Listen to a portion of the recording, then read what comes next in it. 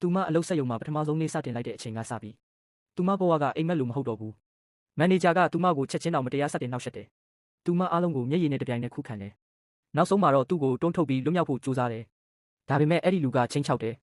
မင်းဘောနက်စ်တွေအကုန်ဖျက်ပစ်မယ်သူမကတခဏလေးတောင်မစင်စားဘူးပတ်စံကိုတောင်လက်မခံပဲငါကုံတိတ်ခါကပိုတန်မိုးရှိတယ်ဆိုပြီးထွက်သွားတယ်အလုပ်နေရာကိုပြန်ရောက်တဲ့အခါလုပ်ဖော်ကိုင်ဘက်တွေကသူမကိုအမှတ်တရတစ်ခုကိုပြောပြတယ်ဒီမန်နေဂျာကအစ်စ်လာတဲ့မိန်းကလေးတွေကိုပဲအမြဲတမ်းပြစ်မှတ်ထားတယ်အားလုံးကသတိထားဖို့သတိပေးတယ်အလုပ်ပြီးတဲ့နောက်သူမကိုအားပေးဖို့လုပ်ဖော်ကိုင်ဘက်တွေကကက်ကင်းကစားဖို့ခေါ်သွားတယ်ဒါပေမဲ့မကြခင်မှာပဲသူမသဘောပေါက်သွားတယ်ဒီဂိမ်းကမတရားလုပ်ထားတာပဲသူမပတ်စံတွေကိုအကုန်ဆုံးရှုံးထားပြီးသားအဲ့ဒီအချိန်မှာပဲ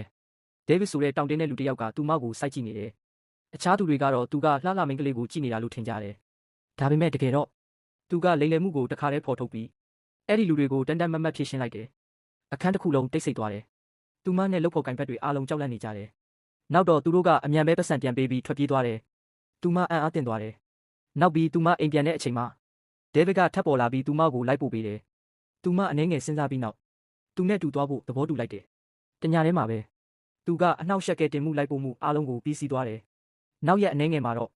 မန်နေဂျာကလက်ကျိုးသွားပြီးအဲ့ဒါဟာဒေးဗစ်ရဲ့လုပ်ရက်ဆိုတာကိုသဘောပေါက်သွားတယ်ဒေးဗစ်ကသူမကိုမြေကမ်းနားမှာနှုတ်ဆက်ဖို့ခေါ်တယ်မင်းကိုမင်းကယူဆိုင်လို့ပြောပြီးမြို့ကနေထွက်သွားမယ်လို့ဆိုတယ်ဒါပေမဲ့သူမကအခွင့်အရေးတစ်ခုလို့ထင်ပြီးသူနဲ့အတူလိုက်သွားဖို့တောင်းဆိုလိုက်တယ်သူမထင်တာကလွတ်မြောက်ခြင်းပဲဒါပေမဲ့တကယ်တမ်းမှာတော့သူမကပုံမနဲ့ဆိုင်တဲ့အန္တရာယ်တွေကိုခြေချလိုက်မိပြီ